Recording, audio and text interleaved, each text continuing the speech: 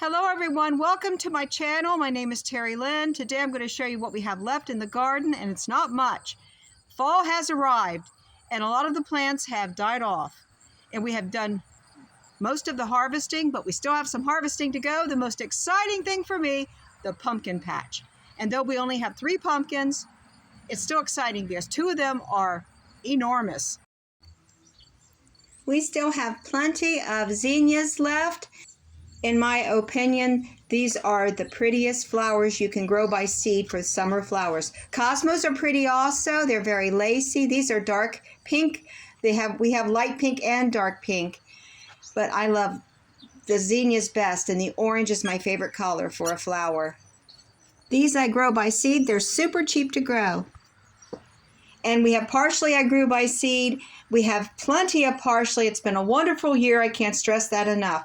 We have Sweet William down there. That's the plant. And it will come back as a biennial next year and bloom beautiful pink and red flowers that we just adore. And they reseed, and I just love them. The tomatoes also reseed, but I did not want them in this garden. We have some volunteers. If they grow cherry tomatoes, that's fine. If not, I'm going to yank them out. They will. And next year, I do not want tomatoes in this garden. I want this to be an herb garden. We have a strange plant. It's pretty. I let it go. I don't know what it is. It does not bloom flowers. But we'll wait and see. Maybe next year it will. It may be some perennial that just happened to seed off in this garden.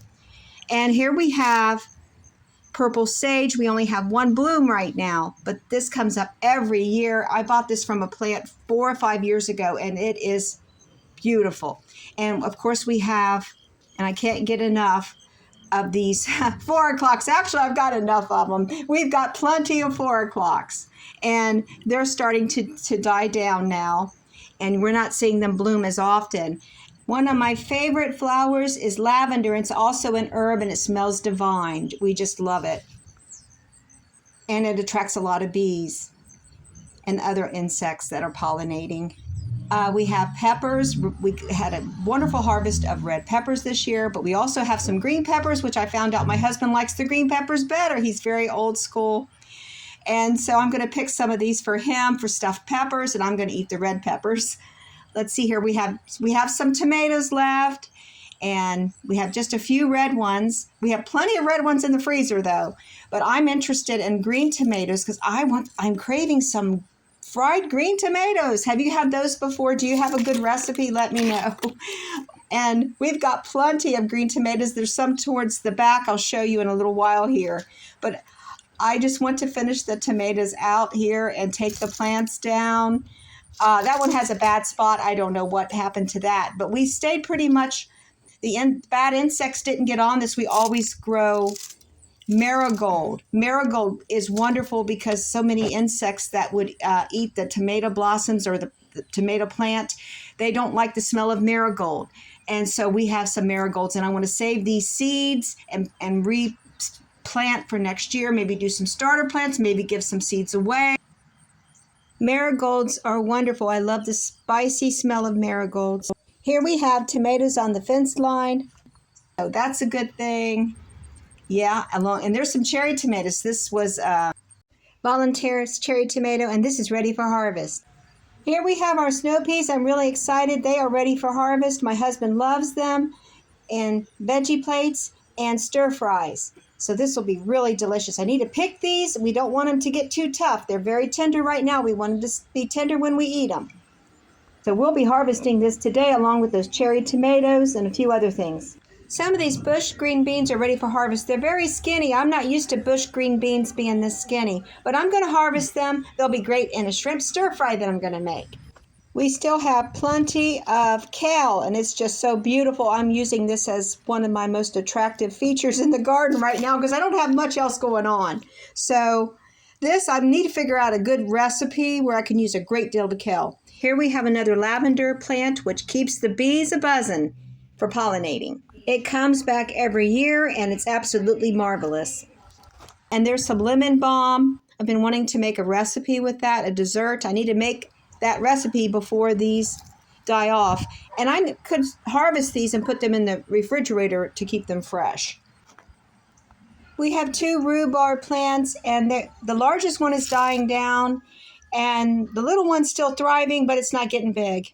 This was the first year I bought these plants from the nursery. I have to wait a year or two before I harvest them, which will strengthen the plant as a perennial to come back every year. So we're not having strawberry rhubarb pie. Not this year anyway. But as you may suspect, I'm a bad girl because all I'm thinking about is cooking up some green fried tomatoes with these tomatoes here. Now I'm looking at Newbie, but I'm going to wait a few days to harvest him. But his siblings, these big daddies, are ready for harvest today. Oh heck, they could have been harvested a week ago, to be honest. I'm just demonstrating how this is going to be harvested. I'm just going to use this large utility knife and cut the stem several inches above. This has a very long stem, this pumpkin does, which is a good thing. This doesn't have as long a stem, but I'm going to try to cut it at least 3 inches above the pumpkin.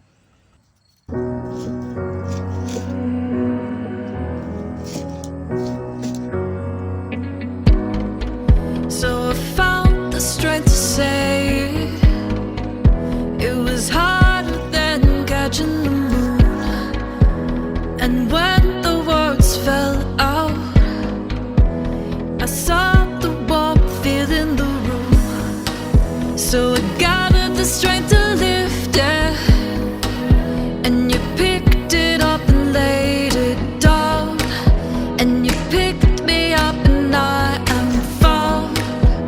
Oh, oh, oh. It's without a cause. Sometimes it's just because I think we found it. Oh yeah, we found it again. Oh, it never faded, 'cause you created. And then I found the spark in, whoa, the spark in you. Got easier to see it. So what I'm going to do, I'm going to clean these pumpkins up a little bit and take them inside the house. I'm not going to put them on the front porch until it gets closer to Halloween, until maybe mid-October, maybe sooner if it cools down. But I don't want them out there on really hot days. Maybe I'll just bring them in because I don't want them to rot, because we plan on eating these pumpkins at some point during the winter. And here's my little harvest of 2 peppers, one for my husband, a green one, and a red one for me, some cherry tomatoes, some snow peas, and some skinny green beans, but they're long and they look good, and a couple little red tomatoes. And then also I have some lemon balm. I finally picked some lemon balm, which I will refrigerate to keep it fresh before I make those lemon bars I've been thinking about making for months now. Thanks for watching. Happy harvest days. Please come back again. Like, subscribe, and share. May many blessings come your way. I'll see you on the next one. Oh.